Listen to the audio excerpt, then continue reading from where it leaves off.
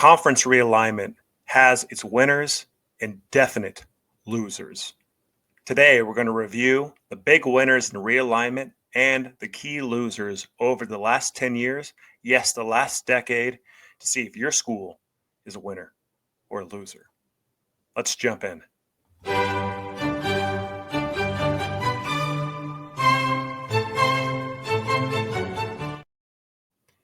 I'm your professor, the Wild Ute, and we're starting with the Big Ten Conference. Look at all these logos. Rutgers, Maryland, USC, UCLA, Washington, and Oregon. The 6 schools over the last 10 years that got into the Big Ten Conference. Are there any losers in this bunch? The answer is no. There's no losers in this bunch. The Big Ten Conference was an upgrade for each one of them. It's difficult to say as a formal Pac-12 guy. Rutgers, certain upgrade, and Big East. Maryland, over the ACC, 100% upgrade to the Big Ten Conference, despite all the controversy with that move at the time. USC, Oregon, UCLA, Washington, they're getting paid triple of what they were getting paid in the Pac-12. It was a no-brainer move financially for those schools, as difficult as it might be. Big winners in this bunch of these schools. Boom, thumbs up, winners in realignment. Now moving on to the Southeastern Conference, the SEC, where you get the Texas Longhorns and the Oklahoma Sooners. Are either of these schools losers in realignment? They both largely dominated the old Big 12 Conference, especially Oklahoma. Texas struggled, but made a lot of money and had a lot of power in the Big 12 Conference. Got to say both are winners in this deal, although Oklahoma's a little bit more hazy. Texas right now has one of the strongest athletic programs, one of the richest athletic programs and athletic departments, doing excellent. Push for the college football playoff last year. They're looking like another shoe-in for the playoff this year and a possible title contender here. Oklahoma's more floundering. What is Oklahoma going to be in the SEC? That is a huge question mark. Oklahoma might not have the dominance. Well, certainly won't have the dominance that it had in the Big 12 Conference. Can Oklahoma become an occasional contender in the SEC?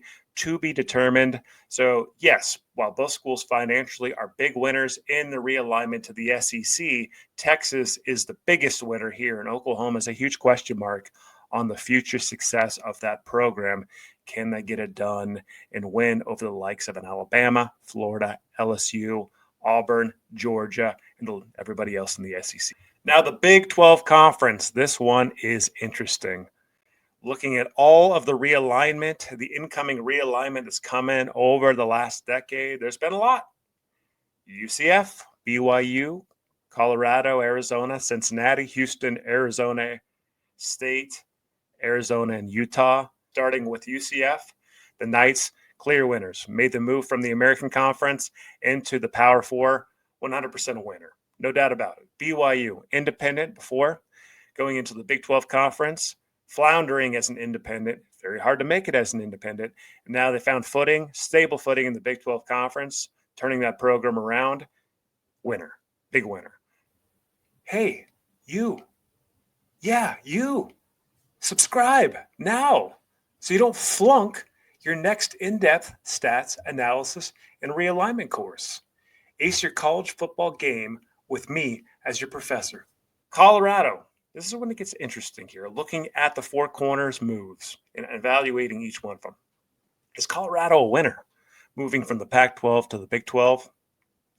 Yes, Colorado is a winner. Colorado had lost its identity in the Pac-12 Conference, had issues hiring coaches, had issues recruiting, and Colorado wanted to get back into the Midwest, especially to recruit the state of Texas.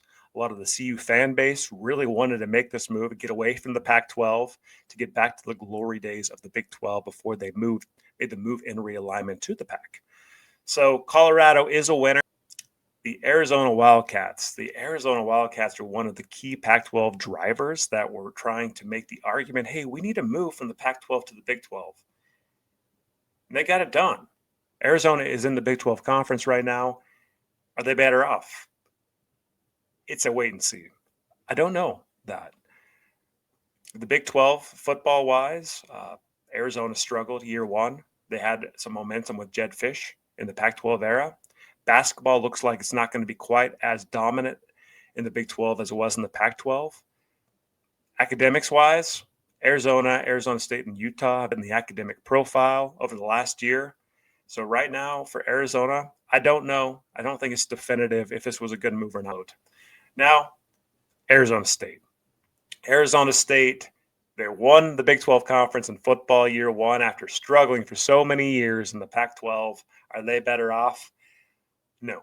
Arizona State is not better off in the Big 12 than they were in the Pac-12. They recruited heavy out of California, of course, in their own state, Arizona, too. But culturally, Arizona State is a fit with the other West Coast schools more than the Midwest schools. So Arizona State is a school that will have continued football success under Coach Dillingham. That was going to happen in the Pac-12 or the Big 12. But are they a winner in realignment? And the answer is just no. Arizona State did not necessarily want to make the move from the Pac-12 to the Big 12. They had to make it at the end of the day because of the crumbling nature of the Pac-12, but not a clear winner in realignment.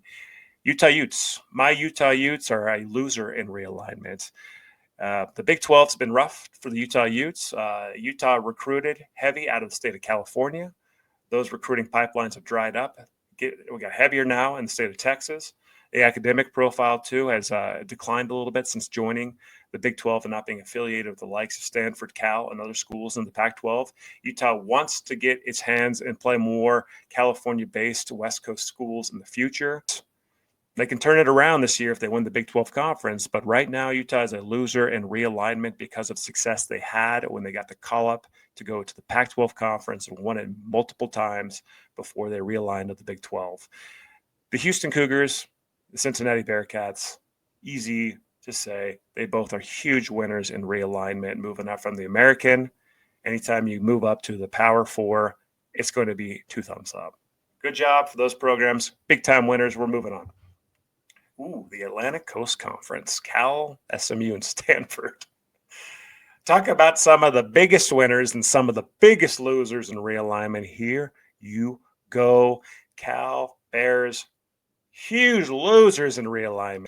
Moving from the Pac-12 when you played regional games versus schools that you knew. Moving out to the ACC and playing Atlantic-based schools. All the travel, all the losses piling up. Who knows what the soul of Cal looks like here over the next couple of years. It's a huge struggle right now. We'll see what happens with that athletic department. They desperately need to find more regional opponents to play. Stanford falls in that same bucket. The difference is Stanford has this rich endowment, rich boosters that can keep this program afloat. They can be competitive if they want to be with that investment through their endowment, through their boosters, if they choose to be. But Stanford still is fledgling. What is their identity? Are they ever going to get a Big Ten? Until Stanford does make a move to the Big Ten or make a more regionalized conference again, they are going to struggle. All the travel is going to impact them. They are not in a better place. They are a huge loser in realignment. And lastly, the SMU Mustangs, big time winner in realignment. Guess what? They're not getting paid a dime from the media deals for a long time in the ACC, but it don't matter because the Mustangs have the money and the boosters to support the program. Kudos on them. And guess what? They competed for the ACC championship last year and they made the playoffs. All the exposure. Holy cow. The exposure's all they need, baby, with that richer booster profile. Now, lastly, we're going to talk about the Pacific 12, the Pac-12 conference, which lost a lot of schools in whom we've already talked about. All right. The Pac-12, as far as football brands that are playing with Oregon State and Washington State. Here you go. We're going to go through them all. Texas State, the recent ad from the Sun Belt Conference, massive winner. Texas State is a program on the up and up. Man, it's exciting to see what this program can be with more money coming in, moving from the Sun Belt to the Pac-12. Way up. Huge winner in realignment, Texas State Bobcats. Looking at San Diego State Aztecs.